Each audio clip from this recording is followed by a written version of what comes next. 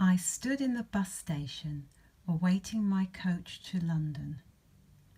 A middle-aged man in a checkered flat cap and long beige raincoat plonked his suitcases down next to mine and began talking to me about the impending journey.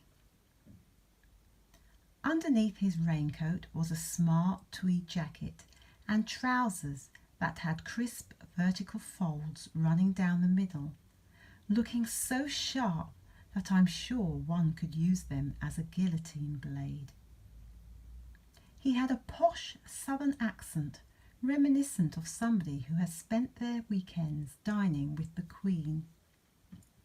His friendly, jolly manner made me warm to him, and we chatted happily for several minutes. Two toddlers were running around the waiting area while their parents sat together on the metal benches. All of a sudden, the man glared at the tots and grimaced. Eyes that once displayed joviality narrowed like they were peering through blurred binoculars.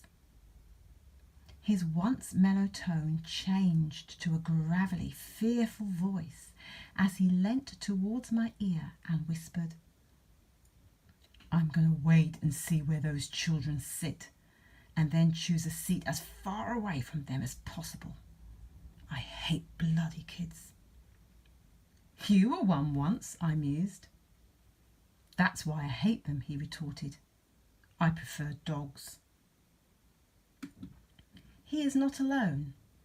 Many people would indeed prefer to be in the company of a canine rather than a child, but I wondered what triggered this irrational fear in such a distinguished English gentleman. Were his school years played with bullies? Did he come from a large boisterous family where there was not enough rooms to retreat to his own space? Observing his guilty glance towards the ceiling encouraged me to assume a different story. He had been the tormentor, the annoying little brother, the stroppy older sibling, or the irritating infant whose bad behaviour had tested the nerves of every adult who crossed his path. Yes, no doubt he was remembering what he had been like, and maybe up until now he felt he hadn't suffered full retribution for his past felonies. This was the time, he pondered, that the gates will be swung wide open, and a torrent of torture will pour down on him in the way of these two children, who will turn into little imps as soon as he sits down near them. I watched the youngest child fling a jelly tots packet to the floor and push his sister out of the way so that he could be next to his mother. He then extended his forefinger and shoved it so far up his tiny nose that I'm sure I spotted the fingernail protruding out of his eye.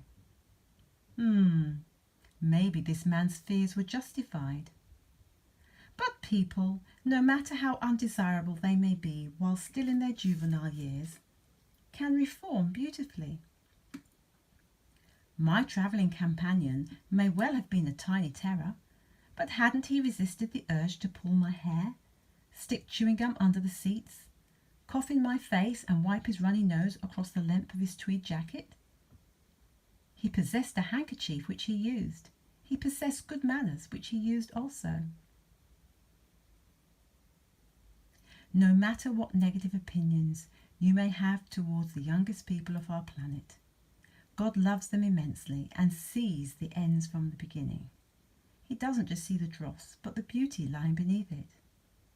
Yes, people change, and those who appear to not look like they will ever reform have the potential to change just as much. Although this book is not about what God thinks about children in its entirety, they are the influence and inspiration behind it. Most of the accounts are true stories or based on real-life events that have occurred, all of which involve children. It fascinates me how often God uses these precious little ones to speak to our hearts, even if some of them aren't so small anymore. So, whether you are a parent of a small child, a parent whose kids are now grown up, childless, or not yet an adult yourself, I would like to invite you to sit back and enjoy the tales that have been born out of experiences with these wonderful beings who, although not yet fully developed in stature and brain, are very significant to God because He cherishes them dearly. Thank you for listening. That was the introduction to God Loves Children.